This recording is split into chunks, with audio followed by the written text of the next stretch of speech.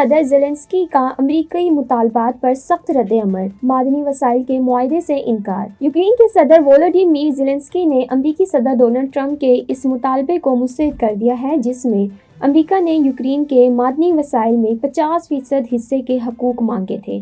Zelensky نے واضح کیا ہے کہ وہ کسی بھی ایسے معاہدے پر دستخط نہیں کریں گے جو یوکرین کی معیشت اور اس کے آنے والی نسلوں کے لیے بوجھ بنے۔ ان کا کہنا ہے کہ یوکرین کو حاصل ہونے والی امریکی امداد کو قرض تصور نہیں کیا جا سکتا اور وہ اس کی واپسی کے پابند نہیں ہیں۔ امریکی امداد قرض نہیں، گرانٹ تھی۔ صدر زیلنسکی نے اپنی حالیہ تقریر میں واضح طور پر کہا ہے کہ وہ امریکہ کو $500 ارب تو کیا $100 ارب بھی واپس نہیں کریں گے۔ ان کا کہنا تھا کہ یہ رقم سابق امریکی صدر جو بائیڈن کی حکومت نے یوکرین کو امداد کے طور پر دی تھی، نہ کہ قرض کے طور پر، اور امداد کی واپسی کسی بھی ملک کی ذمہ داری نہیں ہوتی۔ زیلنسکی کا یہ بھی بیان ایسے وقت میں آیا ہے جب صدر ٹرمپ کی حکومت یوکرین پر دباؤ ڈال رہی ہے کہ وہ امریکہ کی دی گئی مالی امداد اور فوجی معاونت کے بدلے کچھ رعایتیں فراہم کرے۔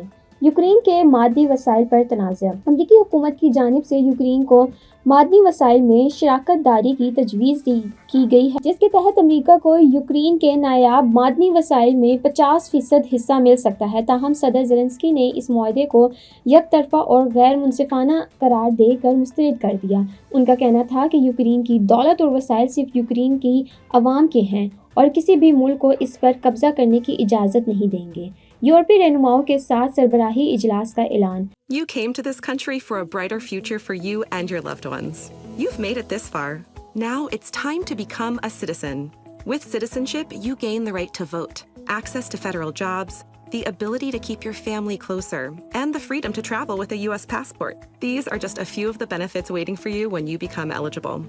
We're here to help you through the process with free resources and personalized guidance. Together, we can make it easier. Get started at becomeacitizentoday.com.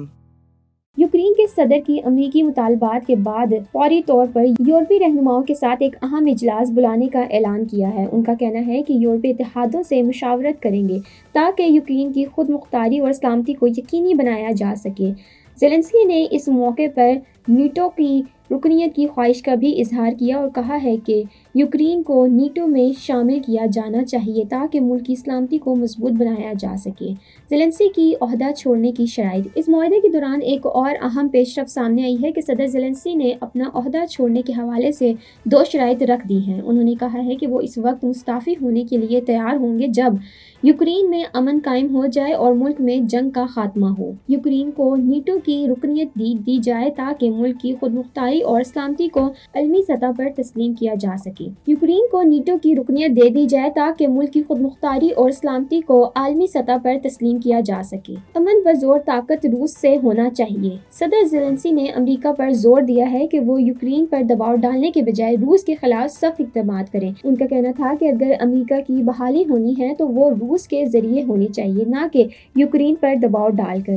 Zelensky نے اس عالمی برادری سے مطالبہ کیا ہے کہ وہ یوکرین کو مزید مضبوط بنانے کے لیے اپنی حمایت جاری رکھے تاکہ ملک روسی جارحیت کے خلاف اپنے دفاع کو مزید مؤثر بنا سکے۔ بین الاقوامی رد عمل۔ امریکی حکومت کی جانب سے زیلنسکی کے ان بیانات پر فوری رد عمل سامنے نہیں آیا، تاہم تجزیہ کاروں کا کہنا ہے کہ امریکہ اور یوکرین کے درمیان بڑھتی ہوئی تلخ دونوں ممالک کے تعلقات پر اثر انداز ہو سکتی ہے۔ کچھ مبصرین کے مطابق صدر ٹرمپ یوکرین پر مزید دباؤ ڈال سکتے ہیں تاکہ امریکی مطالبات تسلیم کروائے جا سکیں۔ یوکرین اور امریکہ کے درمیان جاری یہ کشیدگی ایک اہم موڑ پر پہنچ چکی ہے۔ صدر زیلنسکی نے نہ صرف امریکی مطالبات کو مسترد کر دیا بلکہ یورپی اتحادوں کے ساتھ ایک مشترکہ حکمت عملی اپنانے کا بھی اندہ دیا ہے۔ آنے والے دنوں میں یہ دیکھنا اہم ہوگا کہ کیا امریکہ اور یوکرین کے درمیان تعلقات مزید خراب ہوں گے یا دونوں ممالک کسی متفقہ معاہدے پر پہنچنے میں کامیاب ہوں گے۔ دیسی ٹی وی USA سے فی الوقت اتنا ہی۔ مزید اپڈیٹس کے لیے دیکھتے رہیں دیسی ٹی وی USA۔